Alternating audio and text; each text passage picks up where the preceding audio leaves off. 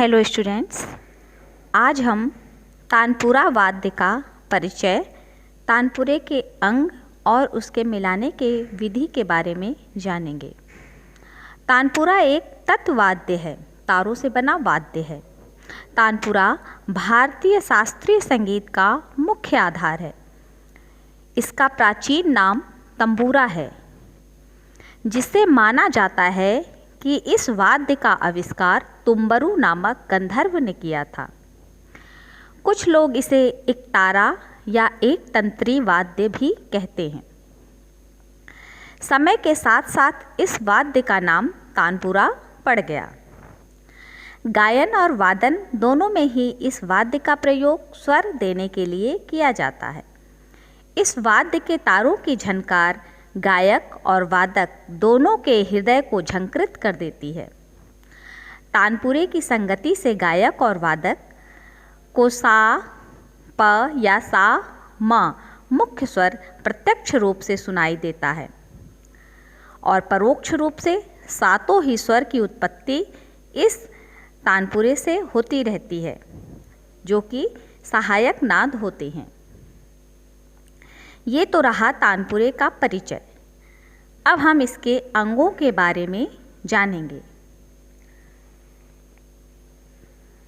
तानपुरे का पहला पाठ है तुम्बा।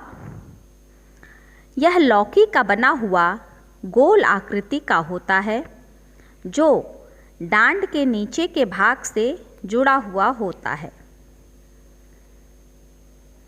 इससे तानपुरे की आवाज़ और गूंज पैदा होती है।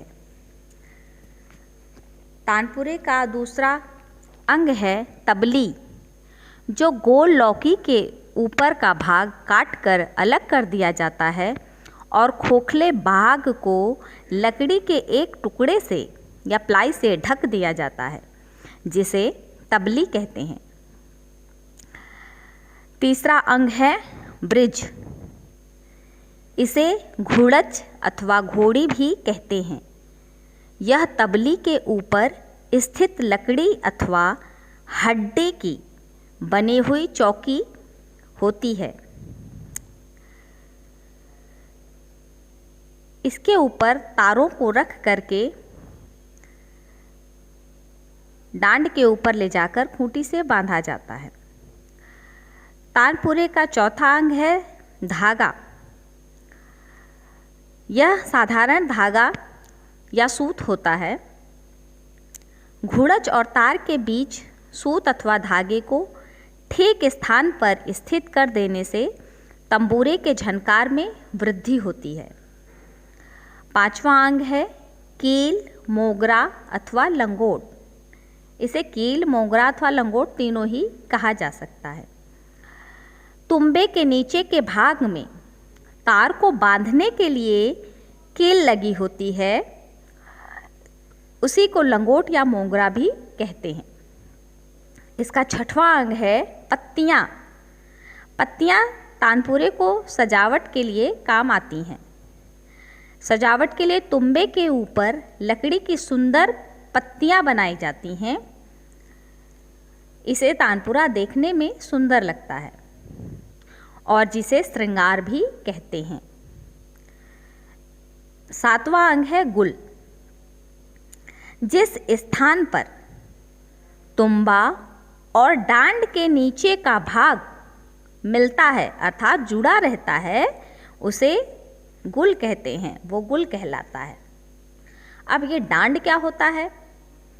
डांड यह तानपुरे के ऊपर का भाग है, जो लंबी और पोली लकड़ी का बना होता है। इसके नीचे का भाग तुम्बे से जोड़ दिया जाता है और ऊपर के भाग में 4 खूंटियाँ होती हैं। डांड के ऊपर चारों ओर तार तने रहते हैं। अब छठा 9वां भाग है अटी या अटक। तानपुरे के चारों तार कील से घुड़च पर होते हुए ऊपर को जाते हैं। ऊपर की ओर सर्वप्रथम हाथी दांत की एक पट्टी मिलती है, जिसके ऊपर चारों तार अलग अलग रखे जाते हैं। इसे ही अटी या अटक कहते हैं।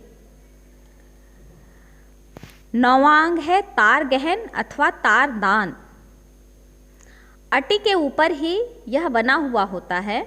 अटी से होता हुआ तार पुनः ऊपर को जाता है, जहाँ एक दूसरी पट्टी मिलती है। इसी पट्टी में अलग अलग 4 छिद्र होते हैं, छेद होते हैं।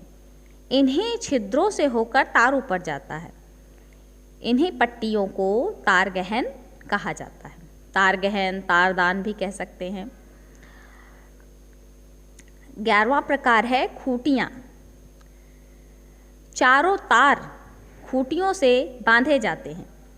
ये खूंटियाँ डांड में बनी हुई होती हैं। 2 खूंटियाँ तानपुरे के सामने के भाग में और एक डांड की बाईं ओर और दूसरी डांड की दाईं ओर बनी होती है।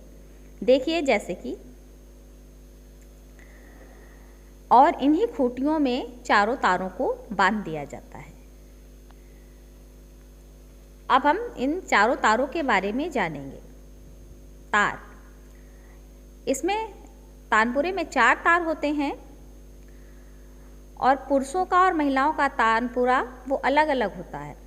पुरुषों के तानपुरे में प्रथम और अंतिम तार पीतल का और अन्य 2 बीच के जो तार होते हैं वो लोहे के होते हैं।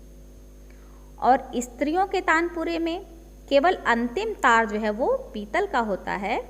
शेष तीनों तार, पहले वाले तीनों तार वो लोहे के होते हैं। अब तानपुरे का जो 13वां प्रकार है वो है मनका। मनका वो साधारण मोती जो होती है उसी को कहते हैं। स्वरों के सूक्ष्म अंतर को ठीक करने के लिए, स्वर अगर थोड़ा बहुत ऊपर नीचे चढ़ जाए तो उसके अंतर को ठीक करने के लिए मोती अथवा हाथी दांत के छोटे छोटे टुकड़े जो है वो तानपुरे के तारों में, चारों तारों में घुड़च और कील के बीच में अलग अलग पिरोए जाते हैं, जिन्हें मनका या मोती कहा जाता है। इनसे तार के स्वर थोड़ा ऊपर नीचे किए जा सकते हैं। वैसे तो खूंटियों से जो है तार को टाइट करके, कस करके स्वर मिलाया जाता है, लेकिन अगर स्वर जो है वो थोड़ा बहुत ऊपर नीचे चढ़ता है तो वो इन मोतियों को खिसका करके मिला लिया जाता है। तो ये तो रहे तानपुरे के अंग। अब हम तानपुरे को स्वर से मिलाने की विधि बताएंगे कि किस तरह से स्वर को, तानपुरे को मिला करके फिर उसके साथ गायक या वादक गाते या बजाते हैं। तो तानपुरा अथवा तंबूरे में 4 तार होते हैं। प्रथम तार को मंद्र पंचम से मिलाया जाता है। अगर किसी राग में पंचम स्वर नहीं होता तो उसमें मध्यम स्वर से मिलाते हैं। जैसे आपके कोर्स में है 12वीं में राग मालकुंस, उसमें जो है रे और प स्वर वर्जित है, उसमें पंचम स्वर प्रयोग नहीं होता है। तो उसमें जो है मध्यम स्वर से तानपुरे के प्रथम तार को मिलाते हैं। कुछ रागों में ना तो पंचम होता है और ना तो शुद्ध मध्यम होता है, तो वहाँ पे तीव्र मध्यम से नहीं मिलाते, बल्कि फिर उसे मंद्र नी से मिलाया जाता है। इस तरह की रागें हैं पूरिया, मारवा। प्रथम तार पीतल का होता है। तानपुरे के दूसरे व तीसरे तार को सदैव मध्य सप्तक के षड्ज से, मध्य सा से मिलाया जाता है। ये दोनों तार लोहे के होते हैं।